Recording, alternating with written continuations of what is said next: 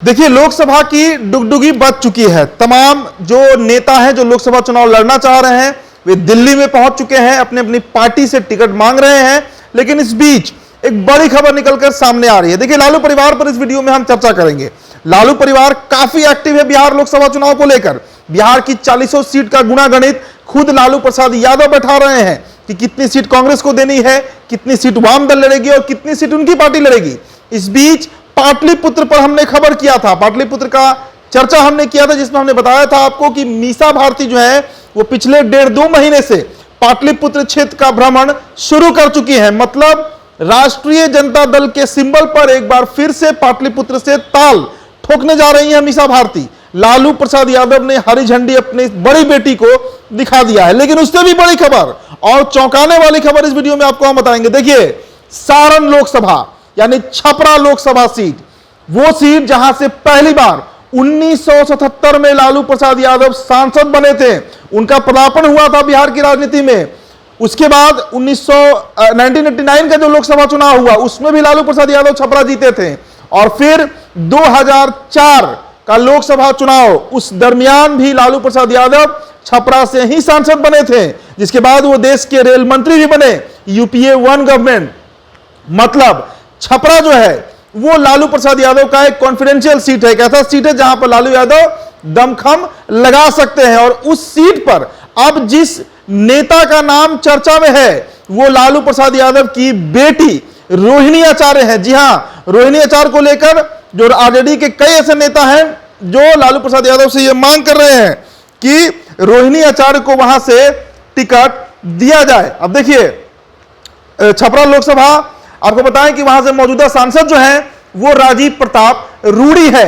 लेकिन इस बार जो खबरें आ रही हैं कि राजीव प्रताप रूडी का टिकट वहां से कट सकता है। सबसे पहले आपको हम डॉक्टर सुनील कुमार सिंह एमएलसी हैं राजद से, उनके पोस्ट को दिखाते हैं। देखिए, सुनील कुमार सिंह ने लिखा है कि पिता के प्रति अगाध प्रेम, श्रद्धा एवं समर्पण का प्रतिमूर्ति डॉक्टर रोहिणी आचार्य, सारण प्रमंडल के समस्त पार्टी कार्यकर्ताओं की हार्दिक इच्छा है कि डॉक्टर रोहिणी आचार्य को सारण लोकसभा से आरजेडी का प्रत्याशी घोषित किया जाए। इसके बाद मढ़ौरा से विधायक और बिहार सरकार के पूर्व मंत्री जितेंद्र राय, उनका भी आपको हम दिखाते हैं। देखिए, वो लिखे हैं कि सारण के समस्त पार्टी कार्यकर्ताओं की हार्दिक इच्छा है कि डॉक्टर रोहिणी आचार्य को सारण लोकसभा से आरजेडी का प्रत्याशी घोषित किया जाए।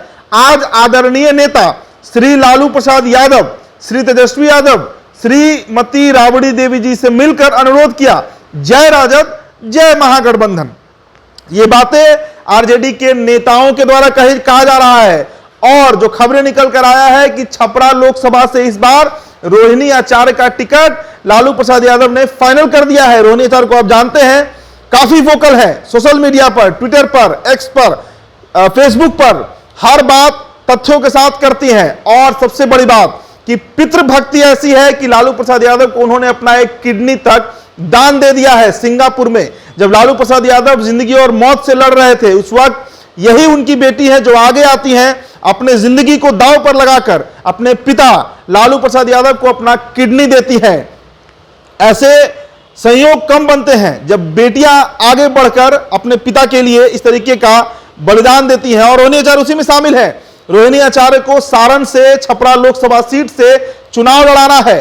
लालू प्रसाद यादव ने यह बात पहले से ही तय कर रखा था। देखिए, इसके पहले काराकाट लोकसभा सीट की चर्चा थी कि काराकाट लोकसभा सीट से रोहिणी आचार्य लड़ सकती हैं।